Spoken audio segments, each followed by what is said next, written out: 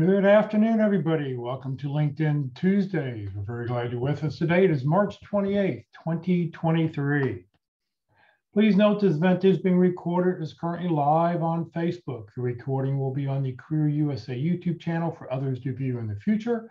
By participating in this event, you give consent for your name and picture to appear. Please note that any comments you put in the Zoom chat window will not appear in the recording.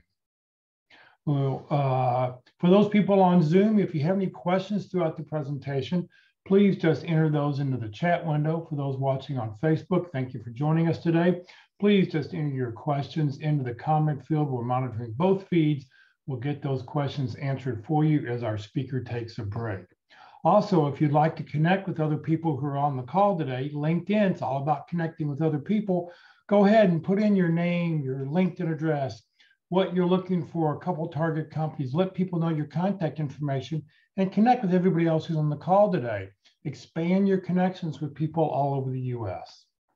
Well, good afternoon, everybody. My name is Jeff Morris. Back in 2008, I started a website called careerdfw.org, a website to help those who are unemployed in the Dallas-Fort Worth area. In 2012, I launched a second website, careerusa.org, to help those around the United States. I've written a book called What I've Learned About Your Job Search That You May Not Know. It is available on Amazon, or if you see me in person, I always have copies with me. Since 2007, I've been facilitating and leading the North Dallas Plano Career Focus Group. We've got a great program coming up this Friday, and I'll tell you about that at the end of this session. And since 2017, I've been a member of the practice interview team. Remember, your LinkedIn profile and your resume aren't going to get you a job. What they will get you is a phone call.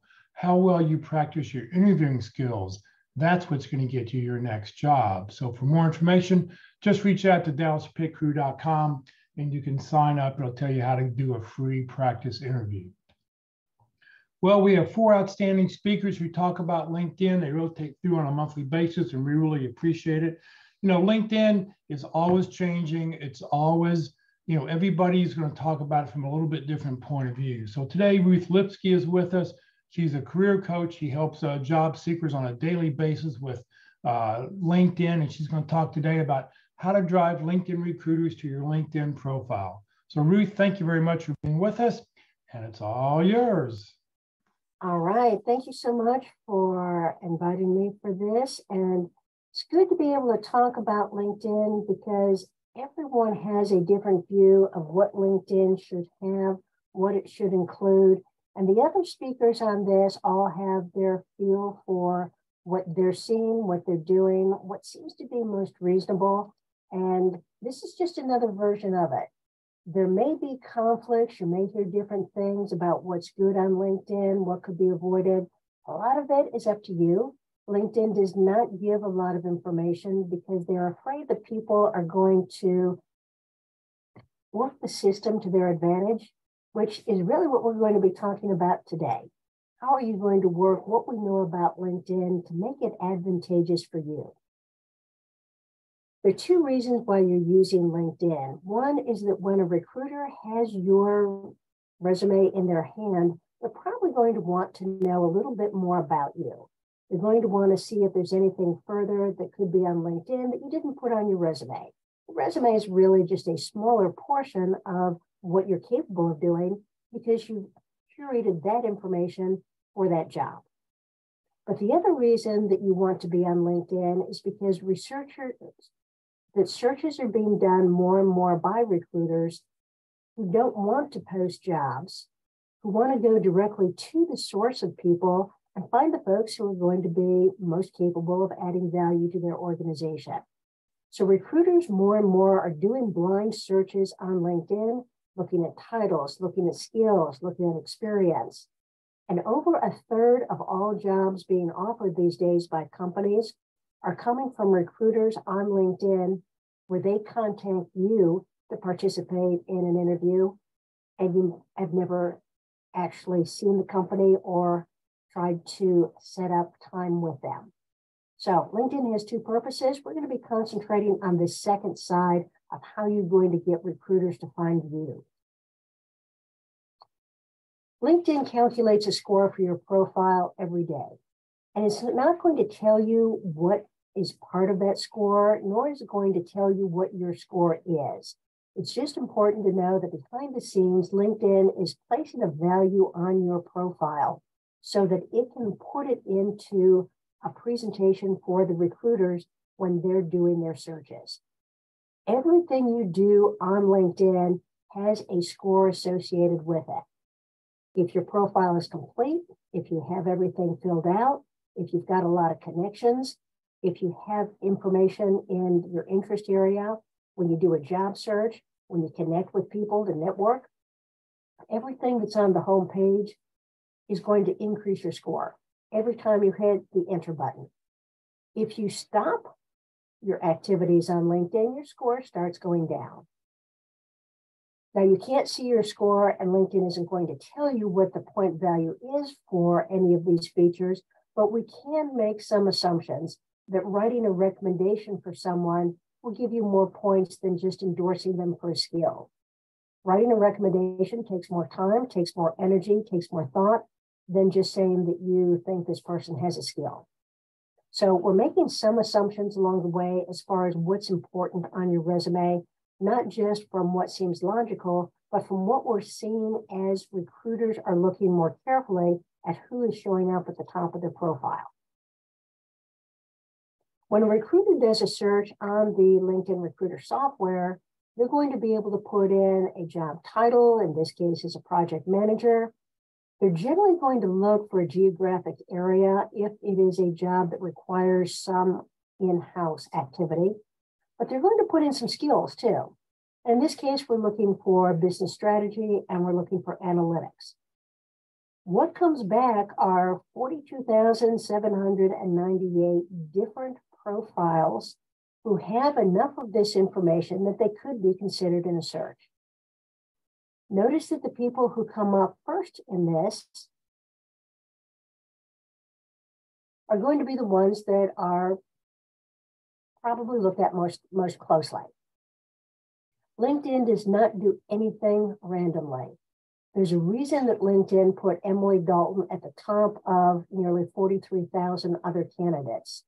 And it's because of the things that she's got in her profile, and it's the amount of activity she has in LinkedIn. It's all of those features that go into what is Emily's score on LinkedIn. Now, the recruiter is going to be able to do some sorts, and across this spotlight area, they have sorts that they have already preset up. And the LinkedIn spotlight features are you open to new opportunities? When you're on your LinkedIn profile, you've got the opportunity to say, do I want that hashtag open to work on my profile, or do I want recruiters to be able to see it only? Well, recruiters will be able to see it if they're on the LinkedIn recruiter software, but if a recruiter is using LinkedIn for a search and they're not using the LinkedIn recruiter software, they won't be able to find you. But it used to be that you had to be employed in order to be eligible for the next job. The companies wanted people who were employed to move into their new jobs. That's not the way it is anymore. That has changed in the last 10 years when we've had mergers and acquisitions, where there were a lot of hugely capable people who got let go. And certainly during the pandemic, as companies began to right size and move down to core capabilities, people who were extremely competent and talented have been let go. And now it's an important feature that if you are available to start work immediately, you're going to be taken over somebody who currently has a job. Do you have a connection to anybody in the company? That helps also because it shows that you probably know a little bit about the company. Are you engaged in the talent brand of the company? That means that you are following the company on LinkedIn, and your LinkedIn homepage is going to include some information from that company whenever the company posts. Are you likely to respond? This is another one of those features that LinkedIn is going to calculate about you behind the scenes, and they're not going to tell you what your score is or how you're going to improve it. But we do know that they are keeping track on your message page when a recruiter reaches out to you and says, we have an opportunity that we think looks good for you. Would you like to interview for it? If you ignore that, then you're not likely to respond. If you send back a note, even if it's to say, this doesn't seem to be a job that I'm interested in, I'm looking more for positions that utilize these skills, that's okay. You've responded to the recruiter. But if you ignore everything that is not part of what your future might be, then your score starts going down, and LinkedIn takes that into account.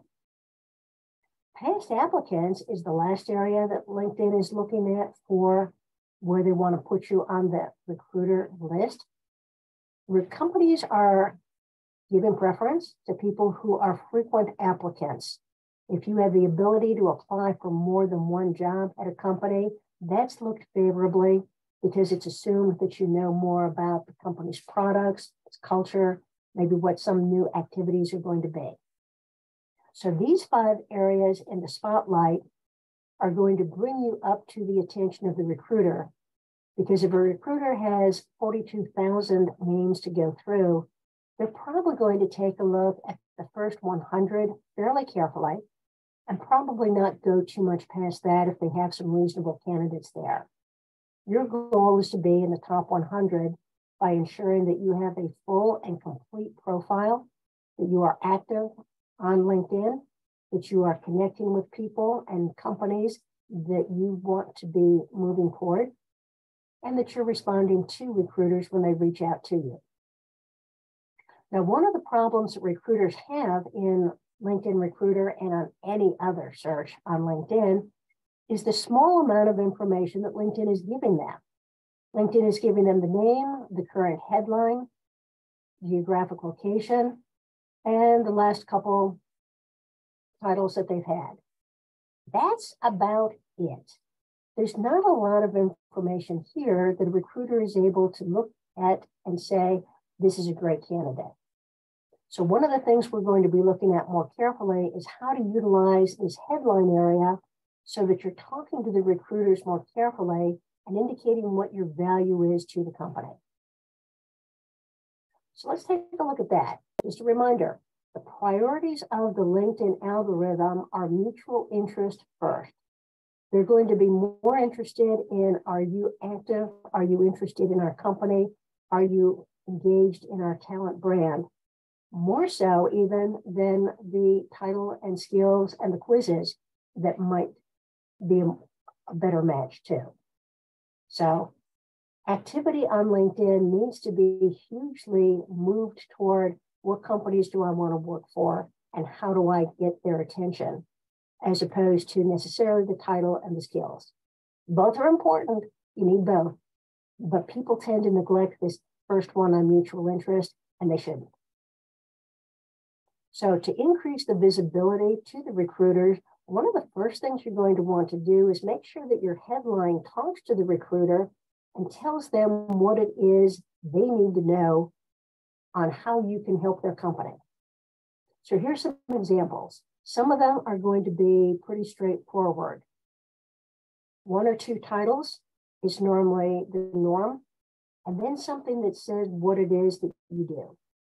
It can be very high level, like increasing productivity in highly regulated industries, or in the case of the customer relations manager here, helping the world become more customer centric. If you have a very specific skill, like if you are a full stack application developer, you want to put down the languages that you're using so that you're showing the specific skills that you've got that are going to translate well into a new company that is looking for somebody who knows JavaScript. You can have something that is a little bit more lighthearted. So the IT project manager, I can explain high tech to my mom, business analyst, introvert living in a department of extroverts. Be careful about the use of humor though, because not everybody's got a good sense of humor. It's better while you're looking for a job to have something that talks about able to, specializing in, being able to indicate really what you can bring into the next company that makes you different from everyone else who's a project manager or an accountant. You don't need to have every level listed in the jobs, When recruiters search on LinkedIn, they normally look for a level above as well as a level below the level that they're looking for, because they know that companies have a lot of different ways of valuing levels, and what might be a senior level at one company might be a little bit less in another company. So use your headline to put more information in there so that when recruiters are doing searches on the LinkedIn recruiter software, they see a lot more than just your most recent title. Now, the skills assessment is one of the newer things that LinkedIn is using in order to evaluate how well you can do your job. It's going to be in one of three different areas. They have technical, they have business, and they have design tests. The skill test is really a replacement for the endorsements. Over the years, we have been asked to endorse people who had strong skills. And what recruiters and companies found is that quite often that was more of an indication of what kind of a social network they had, and not necessarily how strong their skills were. So instead of going through and looking for someone who's got a high endorsement on a skill, they're asking people to take a skill assessment that tests whether they're going to be competent in that field. What LinkedIn is telling us right now is that if you are applying for a job where that skill is needed, you're 20% more likely to be hired if you have passed that skill test. The test itself, multiple choice, not that bad, 15 to 20 questions. It is a timed test, so you do have to complete it in one session, and each question is going to have a countdown. You have 2 minutes to answer this question. Here's the countdown that begins now. You have to get a 70% or better. And if so, then you get a badge, which it looks like just a check mark in a box over here. But recruiters are able to view this through their searches. And if you don't pass the test, by the way, you can take it one more time. You have to wait 3 months before you retake the test. If you do not pass it the second time, then that is no longer going to be available for you at all. LinkedIn may reconsider that at some point, but right now they're saying if you don't pass it the second time, we're not going to give you a third. It is only valid for a year, and that's because the assumption is that so many of these areas that they're testing have a lot of different versions and improvements that come out on an annual basis, and they want to make sure that everyone who takes the test has had the opportunity to use all of the functions that that particular area has. Now, these are all very technical areas. There are no soft skills associated with this. But when a recruiter is on the LinkedIn recruiter software, you can see that after they put in their job title, their location, and their skills, the next section down says, do you want to look at people who have passed the tests for the skills that you're looking at? So there are three areas here: the JavaScript, the Swift, and the Ruby on Rails that have tests associated with them. If the recruiter wants to see people who have taken those tests, here it appears. The person at the top of the list has passed both the JavaScript and the Ruby on Rails. And that is enough to bring that person up to one of the top positions on the list. So the test goes a long way. And if you are looking for a new job that requires some technical capabilities, do consider taking these skills quizzes.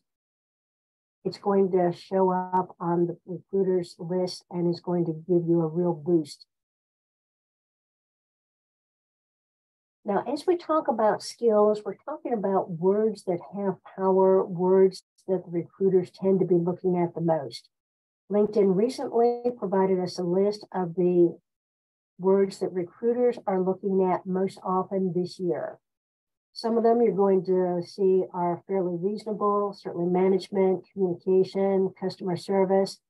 If you don't have these skills in your profile, you should find a way to put them in. They don't need to be in the skills section because you only have 50 of those and you want to highlight things that might be a little bit more distinctive. But putting them in the about section, putting them in your experience section, are going to be positives, because if that's what a recruiter is looking for, you need to give it to them. Now, if you want a remote job and you're looking for a work from home position, recruiters are looking for words like active learning, resilience, stress tolerance, and self-motivation, because those 4 skills are normally indicative of someone who can successfully work from home. And once again, they don't need to be in the skill section itself. It just needs to be someplace in your profile where a recruiter will be able to find them when they're doing a search.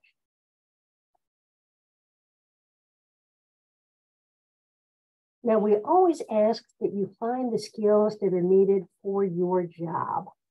And it's not always easy to find which one of the skills is going to be most important for your job. So LinkedIn is giving you a way to find that out. So on my profile, we're going to go into the More. And in the More button, we're going to go to Build a Resume. LinkedIn allows you to create a resume either from your profile, or you can upload your resume. Don't upload your resume because that's normally going to be just 2 pages long, and it's going to be for a certain type of job in a certain industry. You want to keep it for your profile because you've got a lot more information there. Now, what that does is it says, what job title do you think you're really looking for? And if I said I wanted to be a project manager, which I don't, LinkedIn is going to create it, and it's going to allow me to download it, but it's going to do a keyword check also. And it's going to say, in your resume, we found some of the key skills for a project manager, but we found some other skills that we normally associate with successful project management. You may want to consider adding those in before you start applying for jobs, because those may be things that that company is looking for. And you can do this for each one of the jobs that you are thinking about applying for. So if you also wanted to check for a program manager position, check and find out what the resume insights are for program management. And if need be, add those into your profile if it's a skill that you have, if it's an experience that you've got. So let's go on back to the profile. In the profile section, you're going to put in that expanded 220 character set of, here's who I am, here's what I can do, and possibly here's the types of roles I'm looking for in the future. I have both career coach and consultant because they're used interchangeably in the industry. You may want to put in a few of the skills that, or a few of the titles that you think are most important for you, but also make sure that you put them in the open to work area. Open to work allows you to put in 5 titles, and the titles are going to be ones that LinkedIn has standardized. LinkedIn has standardized the skill section and the title section so that you and the recruiter are speaking the same language.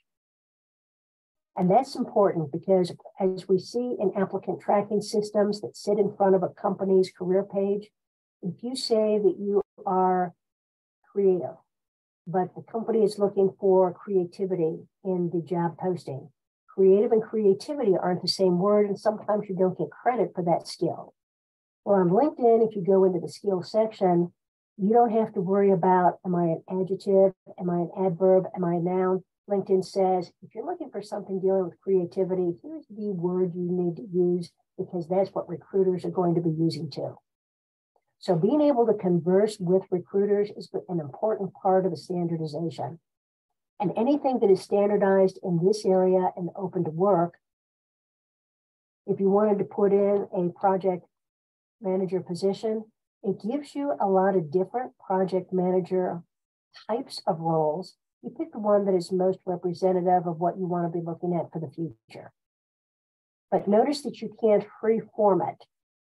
You can in your headline, but you're generally going to get more hits if you're going to be using a standardized title that LinkedIn recognizes, because that's how recruiters are going to be doing their search. Also, when you are looking at the job location, use a metropolitan area rather than a city, because for some reason that we haven't been able to figure out, metropolitan areas are coming up higher in our searches than a single city. So fill that part out. Whether you put the band on the hashtag open to work on your headshot, up to you. LinkedIn is saying that you are 40% more likely to be contacted by a recruiter if you've got that hashtag open to work on your picture. If you are looking for a high-level job in the C-suite, generally it's not as effective because there's a different set of search parameters for that. But if you're looking for your next job and you're not looking for an executive level, the hashtag open to work is really something that the recruiters focus on because you're available. They don't have to talk you out of a job. One of the other things to see on your profile page is keep track of your analytics. You want people to be finding you. So keep track of how many profile views you've had, how many search appearances you are appearing in. If you are posting, seeing how many people are engaging you in those posts. But as you're increasing the amount of information in your profile, your analytics should be going up. There is no perfect number. There is no goal. You're just trying to keep going up in those numbers until you see that recruiters are contacting you more frequently, and continue with what you're doing. As long as you're in a job search, you should be on LinkedIn doing something every day. And hopefully you can do something on your homepage twice a week in order to keep that score up, because we know that's a key one. When we're taking a look at your title, the title is going to appear on that small search piece of information that LinkedIn is giving the recruiters. You can translate the title that the company gave you into something that the recruiter is going to understand. So official title at Lehigh Harrison for me is career consultant, but they're known as career coaches other places in the industry. So I put a pipe, a straight up and down thing that's above the enter key. So a recruiter will be able to find me regardless of which title they use. In a previous role, Senior Manager of Training and Development, what most of my job required was moving the printed material and the classroom material into the instructional design and e-learning development areas so that we could do more searches and more training on a virtual basis. So in parentheses, I put in the types of role that I really worked on there because I'd be happy to have a job in those areas. I don't have the title of it, but I'm letting recruiters know that in spite of having this title, this is the type of stuff I actually did. And if you've got a title that is a broad title, like a project manager or a program manager, putting in more information so the recruiter has a better feel for what you did is going to be important through here because they can see that. As we're going through the rest, you're going to be putting in information that may be beyond what you have in your resume. So in your resume, you're going to have 2 pages probably of information about what you've done, what your skills are.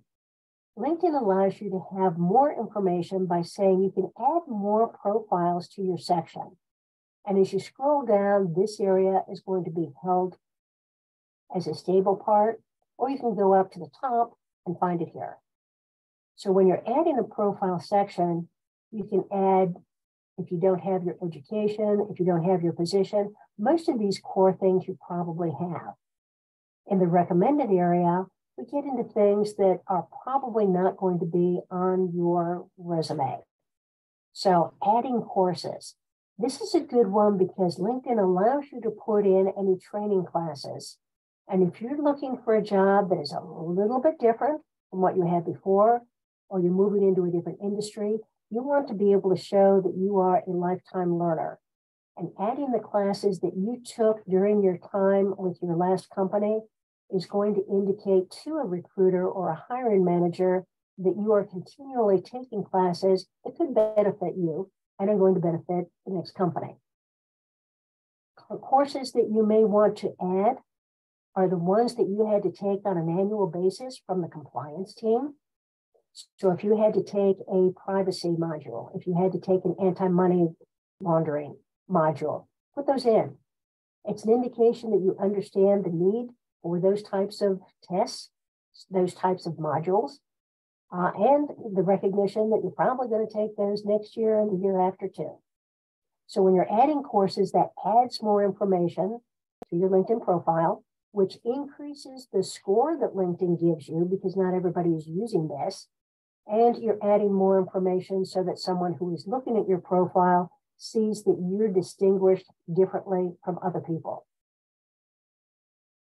Other areas that you might want to be looking at besides the courses, certainly your licenses and certifications. Remember that when you're adding a license or a certification that you are studying for right now, you can add that to LinkedIn and then put in parentheses, certification in progress or classes in progress. But if you're looking for a project management certification, if you're looking for any type of certification or license that is key for the next job you're looking for, add it in if you're taking the classes, but indicate that it is not yet complete. In this additional area here, we're going to be allowing to add a lot more information. Test scores you generally don't have. Honors and awards, as long as it's not perfect attendance, but certainly on projects. When LinkedIn gives you the ability to add a project, your resume probably has a bullet point that has something remarkable that you did. And you're trying to explain it as quickly as possible by telling what the background is, what your action steps are, and what the result was. Same thing when you're on LinkedIn. In your experience section, you're probably putting in those bullet points. Now LinkedIn is allowing you to say, here's the whole story of that project. Create a project name for it. You can put in any name you want there. You're going to have to attach it to one of the jobs that you've had so they know what you're doing. But in this area of description, you've got 2,000 characters. This is a huge amount of room. Being able to put in, this is what I was doing. This is how I did it in detail. And here are the results. A lot of times this is going to follow the flow of an interview question. If someone says, what was your greatest accomplishment? Put it in here. If there are certain characteristics and skills that you want to emphasize to a company, say that you do process improvements and that you do coaching and mentoring. Those should be two different projects. One on a process improvement you did, and you're coaching and mentoring what you did, how you did it, who you helped. So each one of these projects can have a different theme that is associated with the skills that you feel you have. 2,000 characters ought to get you moving. Now, when we're talking about recruiters looking for you and finding that mutual interest, they're going to be looking on LinkedIn and they're hoping that you are following their talent brand. So let's find a company for us to search on and see how that works. If somebody in the chat feature can give me, or Jeff, do we need to stop for any questions that may have come up? I didn't see any questions in the chat window, so we can proceed. Okay. If somebody can shout out a company that they might be interested in joining, we can do the search that way. You just want to type something in the chat window, please. Company you're looking for. Here we go. DELONGHI.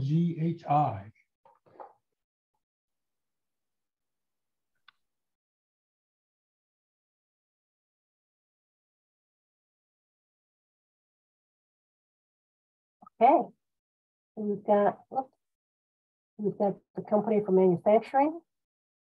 It will generally allow you to follow the company or view the page. You really want to view the full page. So when you're on this is their LinkedIn company page, which can be considerably different from the page that they have on the web. But you're going to always want to follow the company because that's going to drop this company's name into your interest area. And a recruiter is going to be able to see that you are interested in that company.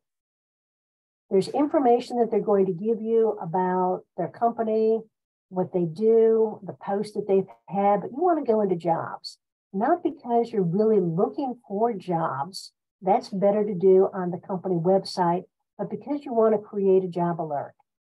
And when you're creating a job alert, you can put in a title, and there will be a drop down, and you can put in the type of geographic location, and remote doesn't really allow you to put much in here, but if it was in the Dallas-Fort Worth Metroplex, then you can create a job alert. What this does is that when a recruiter puts a job onto LinkedIn, LinkedIn takes a close look at that job every time it's posted and pushes back to the recruiter saying, here are 3 people who have profiles that match what you're looking for and who have expressed an interest in your company. You may want to look at them first. And they will.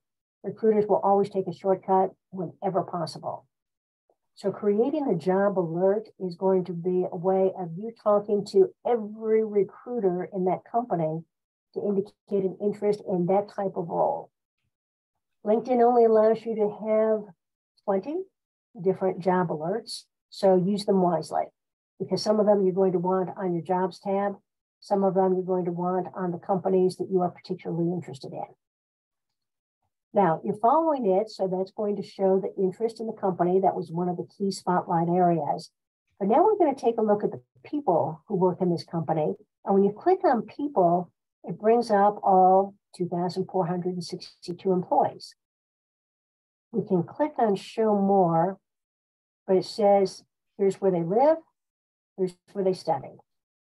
And if you click on the next, it says what they do and what they're skilled at. This is the department they're in.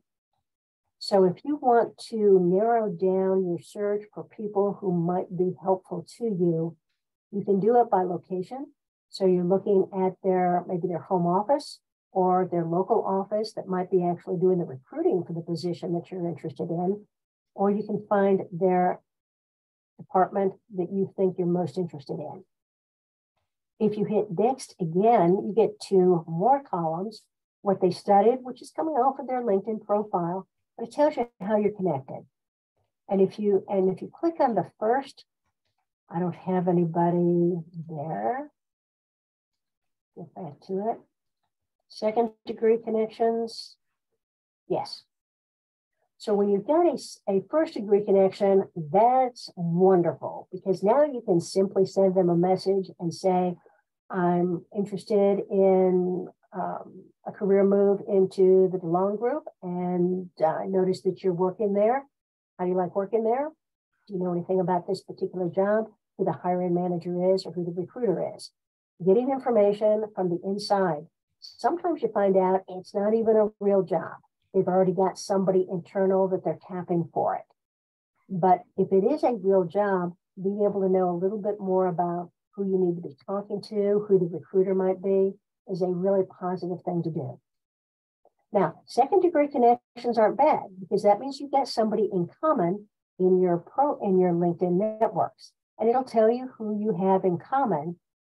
And you probably are going to want to connect with the people that you think could be useful. You never use the white connect button, because the white connect button gives that automated, I'd like to be part of your network, which is useless. People aren't going to respond to that nearly enough. But if you click on the person's name or their picture, it'll take you to the profile page, and you can use the blue connect button, which allows you to personalize a message. I see we have people in common in our LinkedIn networks. I'm interested in positions in this company. I see you're working in a similar position. How do you like working there? Let's connect. Whatever you need to do in order to connect to somebody, you're generally going to be more successful if you show why you have something in common, why it's worth connecting. Here's somebody who's got 500 connections, probably more likely to accept your connection. Then they will become a first degree connection. And then you can have more of a conversation. I've got an interview set up for next Tuesday. Can you let me know what types of questions I need to be prepared for? Any tips on how to do a successful interview? So finding people who could be important to you, you can use in this people area. Now, if you wanted to just say, I really just want to find the recruiters.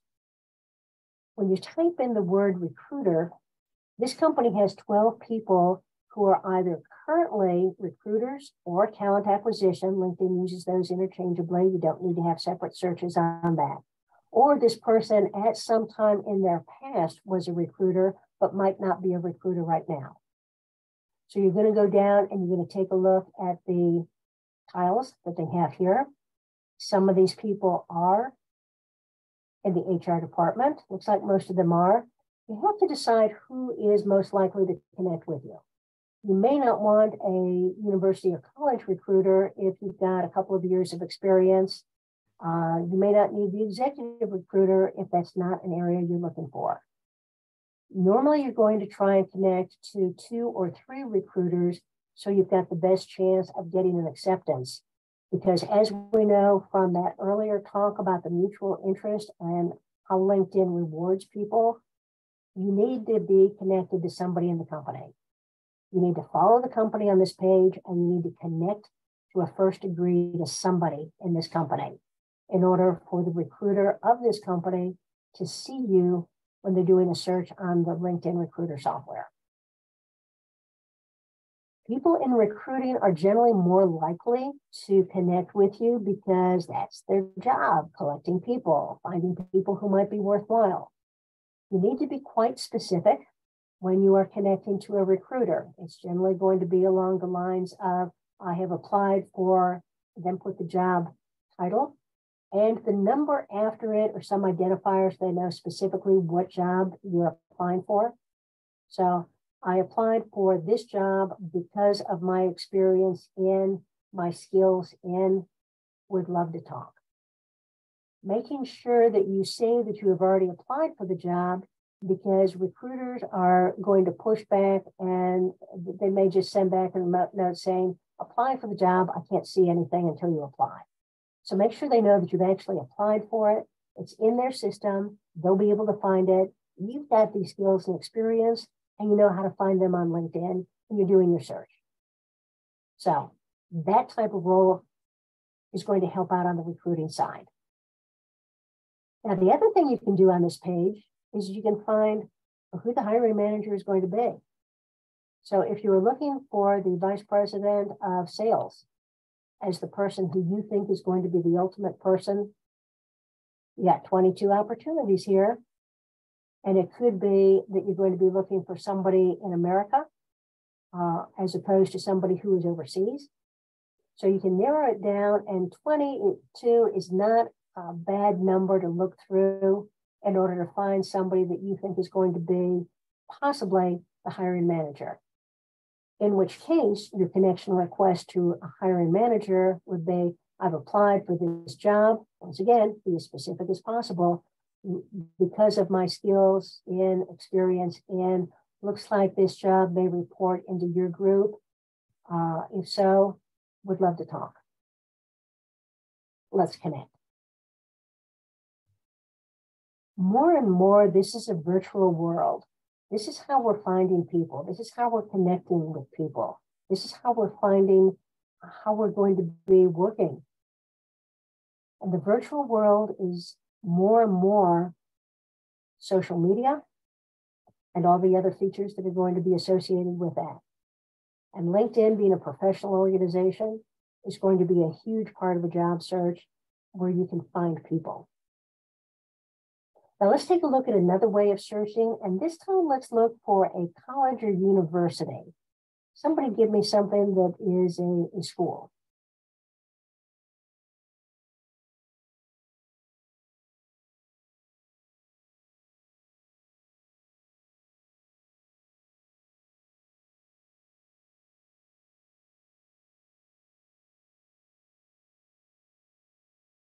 Somebody's got to have a college or school. Okay, come on, typing people. Get those fingers typing. If not, I'll make Jeff give me one. There we go. Florida State. I'm going to get off of this page. Quite often it's hard to get off of a page for a company. So we're going to go here. Florida State. You've got a lot of different opportunities through here, but you're really going to be looking for the one that's got the emblem that and is saying higher education. So Florida State. We're going to go to view the page. If you already attend Florida State, you're probably already following it because LinkedIn will automatically do that for you when you fill out the education section of your profile. And in Florida State, we don't care about the jobs, but we do care about the alumni because we can see that there are 250,000 people who have attended this school in the last 123 years. The two columns that they give you is where they work and where they live. Well, you're real interested in where they work.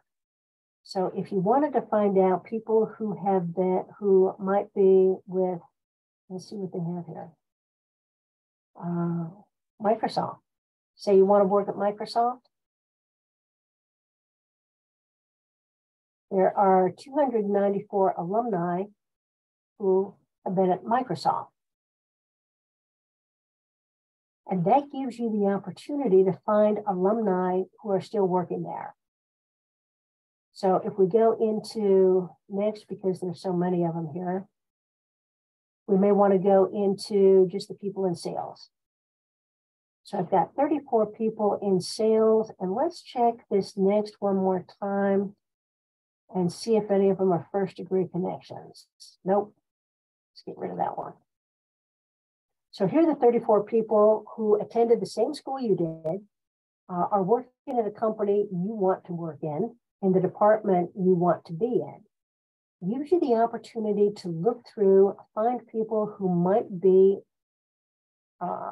positioned so that they can help you out. Some of them are not allowing any way of connecting, so you can ignore all of those people. But if a person is able to be connected to, remember you're not using the white connect button, you're going on to the profile and you're using the blue connect button so you can personalize it. But your personalization is going to start out, I see you also attended Florida State University. I enjoyed my time there. I see that you're working at Microsoft. I'm considering a career move to that company. How do you like it there? Let's connect.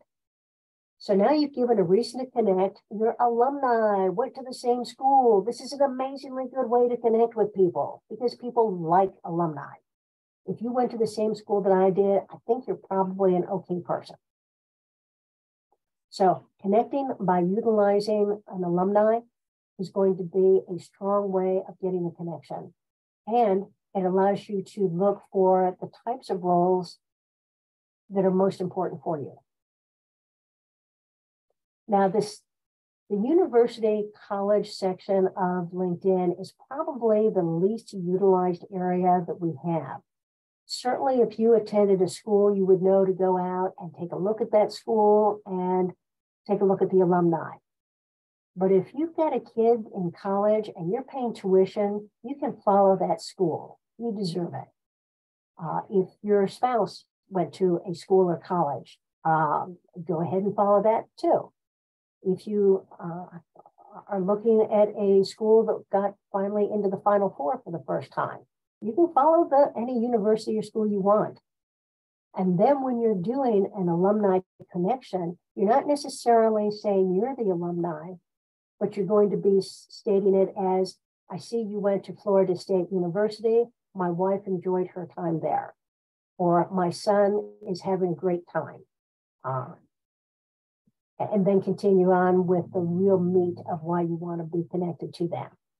So find a couple other colleges that you have some link to and follow them and utilize that alumni association also.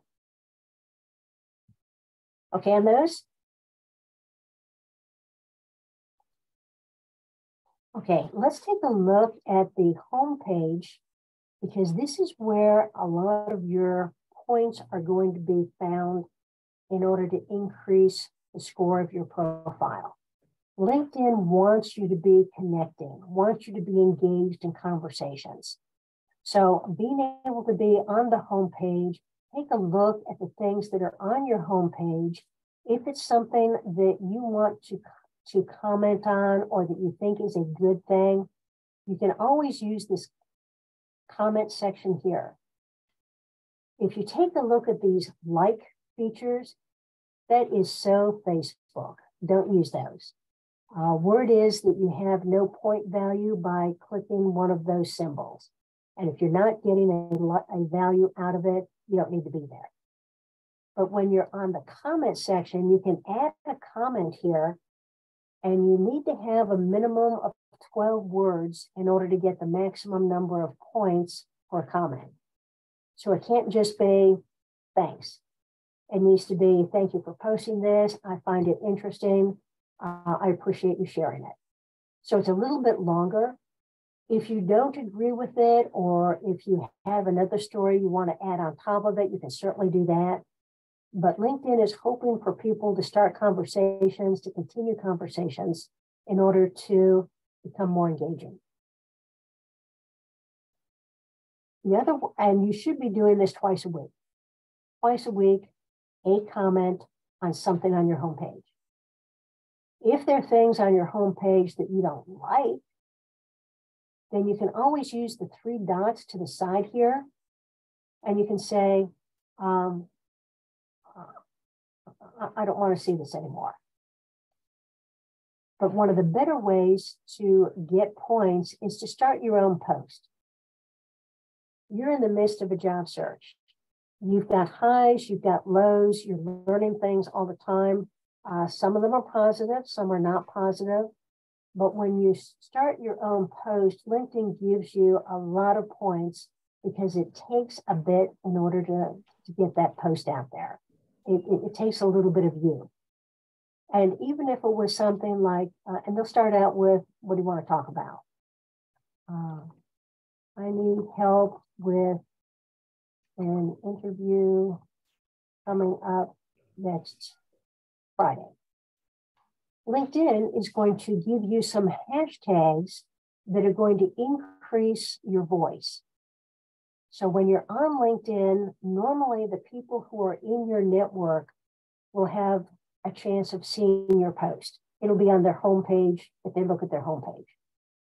If you want to talk to people beyond the people in your network, then you can use hashtags, because people follow hashtags, and that's going to appear on their homepage. So let me get out of this. So hashtags show up on the homepage, the ones that you may have, but in order to find, let's do hashtag interview. When you're on hashtag interview, there are 221,000 people who want to know more about interviewing, who want to post about it, who want to talk about it. And everything on here is going to be dealing with interviewing. So when you follow this, that means that you're asking for more of this type of content to be put on your homepage. So you've got something that's interesting to you on your homepage. You can also do it by industry. So hashtag oil and gas. We've got over 300,000 people who are interested in this industry. Just hashtag oil and gas. Everything on here is associated with that topic. Hey, Ruth, quick question. Is there a hashtag for like job search or job posting? Because a lot of recruiters actually post jobs on LinkedIn. Yeah, hashtag job fair would be a good one, because when you're taking a look at hashtag job fair, this is 2023, the other one has more. These are all the job fairs that recruiters are posting on LinkedIn in order to gather some interest from people who are interested in these areas. So either hashtag job fair 2023 or hashtag job fair without a date in it would be positive. But as you get more hashtags, recruiters are going to be pushing job opportunities to your homepage also. And how do we add that hashtag then again? Can you show that again? You're going to type it up here. So hashtag job there. And you can't use the enter in this. And this is the only time you can't use the enter key. You're going to have to pick from down here. And here you've got 12,000, 13,000 people. And then you click the follow button. And that way that information is going to appear on your homepage.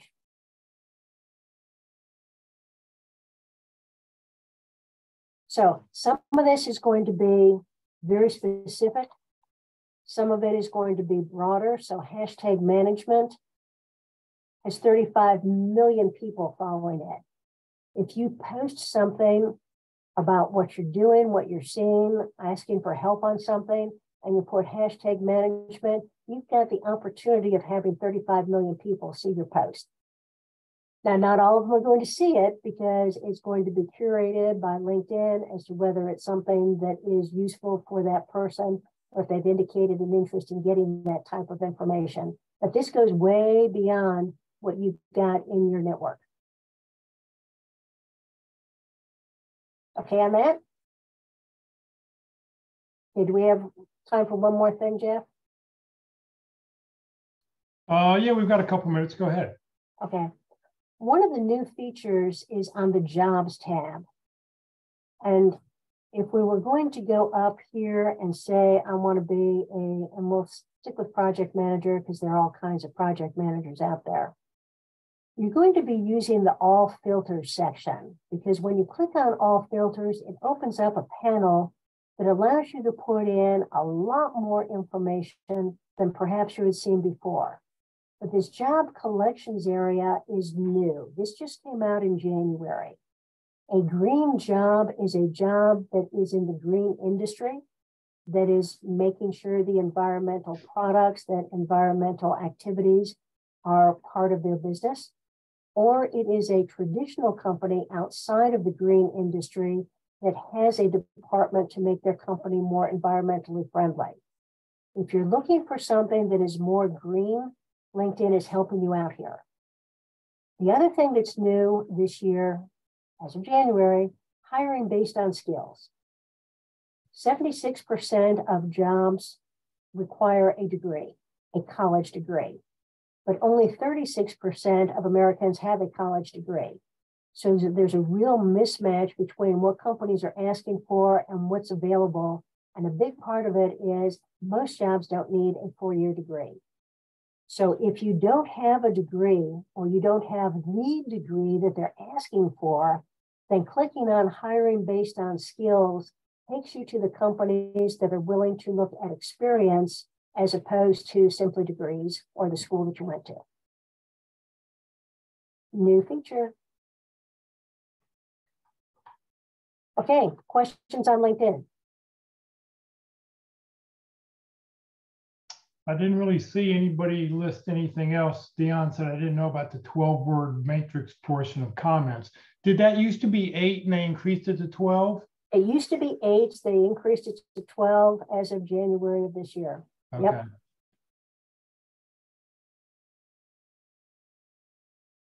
Well, Ruth, thank you very much. Thank you for your time. Great information as always. I think it's, it's so important to hear these different points of view from different people because you start to then understand, you get a little bit better feeling of what everybody else is talking about and what they're doing. So if you want to connect with Ruth, here's her profile. Please feel free to reach out to her. Please send a personal note. Let her know that you saw her here today. Really appreciate your time very much. Next week, we're going to have a new speaker, a special speaker.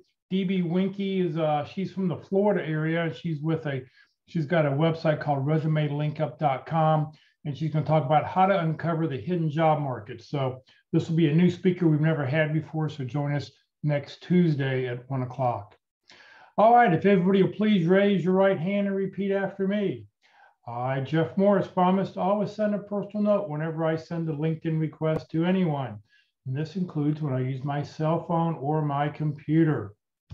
As Ruth mentioned, when you see that white connect button, click on the person's face and then look for the blue connect button. The blue connect button will always allow you to send a personal note. Career DFW and Career USA, we're putting on training 4 days a week. Please join us. Tomorrow for Interviewing Wednesdays, you can watch an actual practice interview from the practice interview team. This will only be on Zoom. It will not be recorded. There will be nothing on Facebook to watch. But if you'd like to join us tomorrow at 1 o'clock, you can watch a candidate actually being interviewed. We've got a candidate lined up for tomorrow. This Thursday, being the 5th Thursday, I'm going to do a special event. We're going to talk about successful job searches. Focus on these 4 areas. So the 4 areas that you really need to focus on, that'll be this Thursday at 1 o'clock. This Friday morning at the North Dallas Plano Career Focus Group, Crystal Yates will be with us to talk about negotiations, closing the deal for what you're worth, how you do that. So please join us this Friday morning, 9:30 Central Time. We are meeting in person, so those of you who live in the DFW area, if you'd like to join the meeting this Friday morning in person, let us know. And if you're on our mailing list, you'll get the address and all the details there. If you'd like to join the Career DFW or Career USA LinkedIn groups, you're welcome to join one or both. You do not have to live in the Dallas-Fort Worth area to join the Career DFW group. I happen to just start each one when we started the websites. We have over 14,700 members in the Career DFW group. This session was recorded. It will be on the Career DFW Facebook page and the Career USA YouTube channel. On the Career USA YouTube channel, click on playlist. That'll get the 480 videos down to one of 7 different playlists. Then you can pick the one you want. If you want to see LinkedIn, don't click on the video, but down below where it says view full playlist, you see that red arrow. Click on that and up will come a list of chronological, all the current events. The most current event will be on top. It'll take a couple hours to get this event loaded, but it will be up there in the next couple hours. If you're not receiving emails about our workshops and you'd like to join the Career USA mailing list, just send an email to careerusa+subscribe@groups.io, and that will get you signed up for our email distribution list. You'll never be spammed, but what you will get is the title of the day, the topic of the day, and most importantly, the Zoom link of the day. Remember, Career DFW, we're a 501c3 nonprofit organization. All of our speakers are volunteers. I'm a volunteer. Everything I've done has just been to help you over the last 14 years. So please, if you can help us out when you land a job, we'd really appreciate it. Thank you very much for joining us today, everybody. Once again, Ruth, thank you very much. And hopefully we will see you tomorrow for a live practice interview tomorrow at 1 o'clock.